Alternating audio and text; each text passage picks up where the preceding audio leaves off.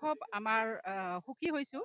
আমাৰ টংলাৰে বাসিন্দা স্থায়ী বাসিন্দা দিছে মাননীয় হিমন্ত বিশ্ব শৰ্মা ছাৰক ধন্যবাদ দিছোঁ যে আমি ৰাইজে অতি সহজে আমাৰ ছাৰক লগ পাব, আমাৰ প্ৰাৰ্থীটোক লগ পাব, সকলোখিনি অভাৱ অভিযোগ সকলোখিনি পূৰ্ণ কৰিব বুলি মোৰ আশাবাদী আৰু মোৰ ৰাইজে সহযোগ কৰিব আমাক যে আমি আমাৰ প্ৰাৰ্থীটোক আমি বিপুল ভোটত জিকাই নিব পাৰিম।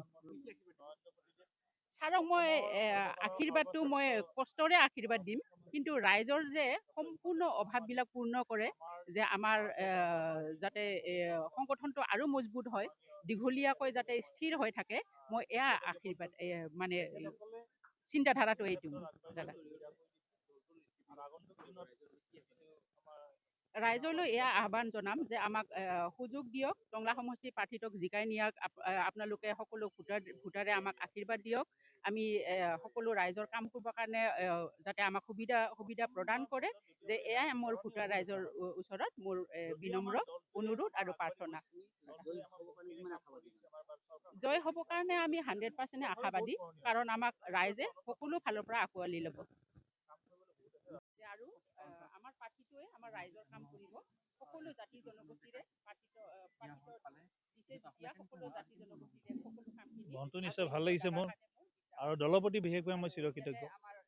দলে মানে যিখিনি মোৰ ওপৰত বিশ্বাস ৰাখি মোক আগবঢ়াই দিছে, এই ক্ষেত্ৰত মই ভাৰতবৰ্ষৰ স্বনামধন্য প্ৰধানমন্ত্ৰী নৰেন্দ্ৰ মোদীদেৱ, অসমৰ সৰ্বকালৰ সৰ্বশ্ৰেষ্ঠ মুখ্যমন্ত্ৰী হিমন্ত বিশ্ব শৰ্মাদেৱ আৰু আমাৰ বিজেপি অসম প্ৰদেশৰ সন্মানীয় সভাপতি দিলীপ শইকীয়াদেৱলৈ মই অশেষ ধন্যবাদ তথা কৃতজ্ঞতা জ্ঞাপন কৰিছোঁ।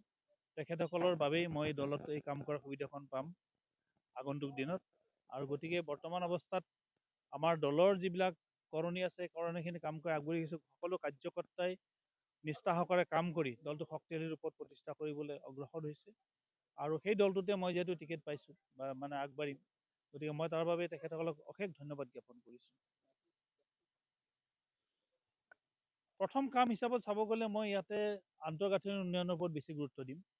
আন্তঃগাঁথনি বুলি ক'লে আমাৰ ৰাস্তা পদূলি, যিটো আমাৰ MB ৰোডটোৰ কাৰণে বহুখিনি মানুহৰ এটা কমপ্লেইন আছে, MB ৰোডটোৰ ওপৰত আমি গুৰুত্ব প্ৰদান কৰিম। লগতে আমাৰ ষ্টেডিয়ামৰ বহুত এটা কমপ্লেইন এটা আছে, আমাৰ দুটা আমাক ষ্টেডিয়াম লাগে, টংলা ষ্টেডিয়াম হওক কালাইগঞ্জ লাগে, সেইখিনি আছে।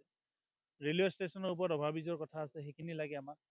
ইয়াৰ উপৰিও আপোনালোকে নিশ্চয় জানিব, কেইদিনমান আগতে আমাৰ লোকসভাত আমাৰ সাংসদ ডাঙৰীয়াই এটা উত্থাপন কৰিছে যে অমৃত ষ্টেচন যিটো হ'ব আমাৰ টংলাত, তাত আমাৰ যিখিনি মাটিৰ দৰকাৰ সেই মাটিখিনি ৰাখিব দিছে, বাকী মাটিখিনি যাতে ৰাইজক সুবিধা কৰি দিয়ে সেইটোৰ ওপৰত গুৰুত্ব দিছে। আমি সেনেকুৱা ধৰণৰ সমস্যাবিলাকৰ ওপৰত মাত মাতি যাম।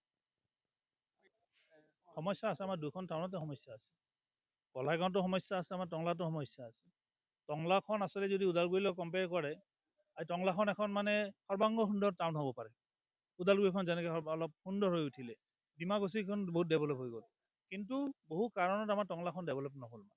গতিকে টংলাখন এটা সময়ত এনেকুৱা এখন চহৰ আছিলে, যিখন চহৰত আপোনাৰ ৰঙিয়া মঙলদৈৰ পৰা মানুহে বজাৰ কৰিব আহিছে। গতিকে সেইখন চহৰ আজি এইটো অৱস্থাত আছে। গতিকে আমি ভাবোঁ আগন্তুক দিনত মই সেইখিনি কাম কৰিব পাৰিম, আৰু এখন সৰ্বাংগ সুন্দৰ টংলা গঢ়িব পাৰিম, লগতে কালাইগাঁওখনো গঢ়িব পাৰিম। সমস্যা আছে, সমস্যাবোৰ সকলোৰে লগত আলোচনা কৰি সমাধান কৰাৰ পথ নিশ্চয় উলিয়াব পাৰিম।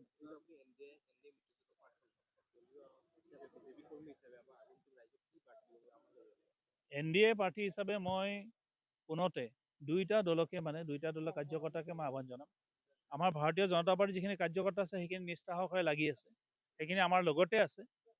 কিন্তু যিহেতু BPF দলটো এটা বেলেগ হেৰিৰ দ্বাৰা পৰিচালিত সমিতিৰ দ্বাৰা, গতিকে BPF দলেও নিশ্চয় আগবাঢ়ি আহিব তেখেতসকলে, আৰু তেখেতসকলে যিটো NDA হিচাপত আছে, গতিকে আমাক সহযোগ আগবঢ়াব তেখেতসকলে সকলোৱে। প্ৰতিদ্বন্দ্বিতা বুলি ক'ব গ'লে আমিতো সৰ্বশক্তিমানত আছোঁ। আমি ধৰক BPF আৰু আমাৰ BJP সমন্বিতভাৱে শক্তিশালী ৰূপত আছোঁ, আৰু UPPLৰ ৰাজনীতি ধৰক এটা আঞ্চলিক দল হিচাপে তেখেতসকলক মই অৱজ্ঞা নকৰোঁ, তেখেতে নিজে শক্তিৰে যুঁজিব, কিন্তু আমি শক্তিমন্ত বুলি আমি ভাবোঁ, নিশ্চিত বুলি ভাবি আগবাঢ়িছোঁ, নিশ্চিত।